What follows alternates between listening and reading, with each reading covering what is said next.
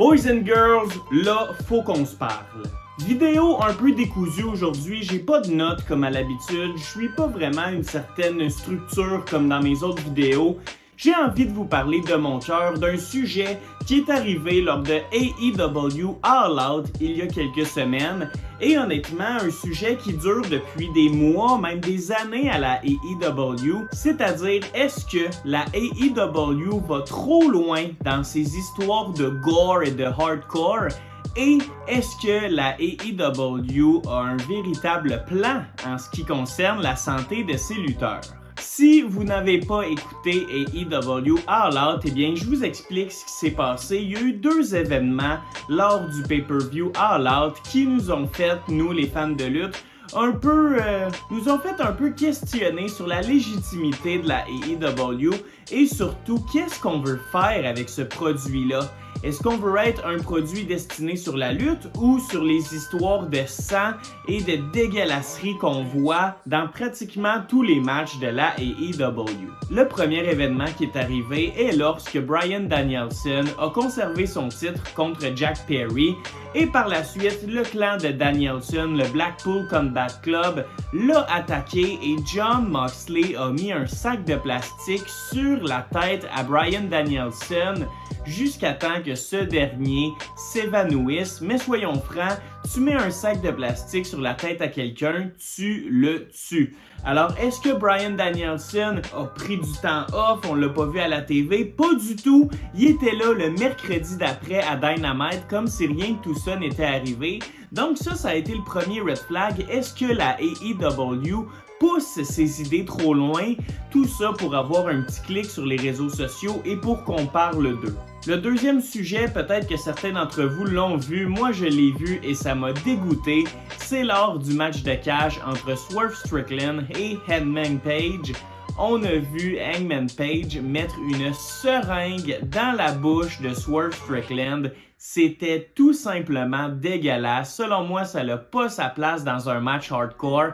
Hardcore, c'est justement pour qu'on développe des rivalités avec les armes, avoir du sang, ok, mais là qu'on rajoute des seringues, c'est tout simplement dégueulasse. AEW, c'est un petit peu leur marque de commerce, je vais dire, de faire saigner leurs lutteurs et de faire dire à la foule « Holy shit, il y a du sang ». Mais ce qui est assez drôle de AEW, c'est que le mercredi, lors de leur show télévisuel, là, on se concentre sur la lutte, on voit très rarement du sang parce que ça passerait pas à la TV. Et c'est drôle, lors du pay-per-view du mois, le samedi ou le dimanche, eh bien, AEW a un petit peu le discours du bon, regarde, ceux qui veulent saigner, allez-y, on s'en fout, tous nos matchs auront du sang, on s'en fiche. Et ça, honnêtement, ça pose un grand problème pour les matchs hardcore en général, puisque si tous les matchs sur ta carte ont du sang, ont des objets violents et tout, ça fait perdre ce prestige-là aux matchs hardcore, aux matchs avec des armes, et ça fait dire à la foule, bon, ben honnêtement, ça va être très difficile de m'impressionner parce que ce que je vois là, je l'ai vu le match d'avant et le match d'avant, et je vais le voir dans le match d'après. All Out, honnêtement, je pense que tous les matchs se sont terminés avec quelqu'un qui saignait ou les deux lutteurs qui saignaient. Et on se rappelle, la WWE, elle, est très particulière sur le sang. On ne veut pas en voir et s'il y en a, eh bien, on met l'écran noir et blanc. Ce qui fait en sorte que par année, on a 1, 2, 3 segments avec du sang dans l'année de la WWE. Ce qui nous fait encore plus apprécier ce moment-là et nous montrer le côté hardcore de ces moments-là, puisque c'est une denrée rare. La fameuse expression « less is more », eh bien la AEW ne l'a pas compris, puisque dans tous les matchs, il y a du sang et c'est rendu tellement récurrent qu'il n'y a plus rien d'intéressant de voir du sang dans les pay-per-views de la AEW. Et je me répète peut-être, mais je trouve ça tellement ironique que le mercredi à Dynamite, il n'y a rien du tout, ce soit clean, qu'on fasse juste se concentrer sur la lutte. Et pendant le pay-per-view, eh bien, il y a du sang, il y a des armes, il y a ce côté dégueulasse-là. Selon moi, ça prouve que Dynamite, le show du mercredi, est beaucoup trop vanille en ce moment et on met toutes nos bonnes idées sur les pay-per-view. Avec la WWE qui s'en va sur Netflix, j'ai vraiment pas l'impression qu'on va devenir un AEW où on sacre aux 3 mots, où il y a du sang à chaque match. Au contraire, ça va juste donner une petite créativité aux lutteurs si jamais ils ont envie de sacrer, mais ce sera pas du tout la norme. Et ça va juste être correct si jamais il y a une coupure par accident ou s'il y a quelqu'un qui se pète le nez, par exemple, on sera pas obligé d'aller au noir et blanc. Et on n'aura pas peur de se faire taper sur les doigts par le télédiffuseur. Donc la WWE va rester ce qu'elle est, concentrée sur la lutte avec quelques petits moments edgy. Mais si on regarde la AEW, tous les moments de leur gros PLE, de leur pay-per-view sont des moments edgy, sont des moments dégueulasses, tout simplement pour avoir des clics sur les réseaux sociaux. On a vu un gars boire le sang d'un autre gars, on a vu une seringue dans la bouche, on a vu un meurtre à la télévision. Et honnêtement, la question se pose, ça va être quoi la prochaine barre que la AEW va aller trop loin?